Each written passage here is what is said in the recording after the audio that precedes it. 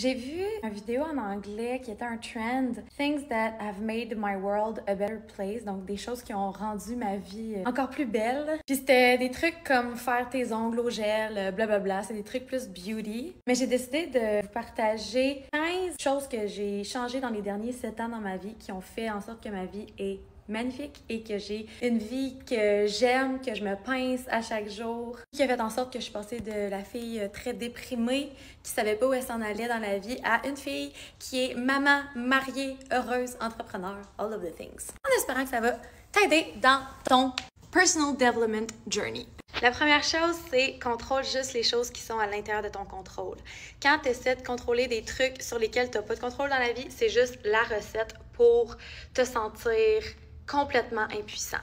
Ensuite, tu es le produit de tes habitudes. C'est comme relié à ma prochaine règle de vie. Win your morning and you will win your day.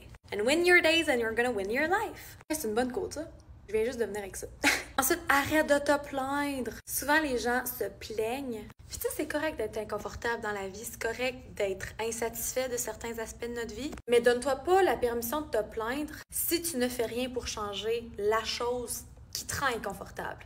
Say, girl, what are you gonna do about it? Ensuite, super important, ne crois pas tout ce que tu penses. Les pensées, là, ça veut pas dire que c'est la vérité. La plupart de nos pensées, elles sont limitantes, elles sont négatives. Faut apprendre à dire « ta » à la petite voix dans notre tête. Ensuite, on a 2 oreilles, une bouche, il y a une raison pour ça. Écoute 2 fois plus que ce que tu parles. Ensuite, tellement important pour la confiance en toi, ne te compare pas aux autres. Comparison is the thief of joy. Ta journey, elle est valide même si elle est différente de celle des autres. Puis non, t'es pas en retard. Il est jamais trop tard pour commencer. Mais quand tu compares ton chapitre 1 au chapitre 20 de quelqu'un, c'est sûr que tu vas te sentir un peu inadéquate. Stop doing that shit.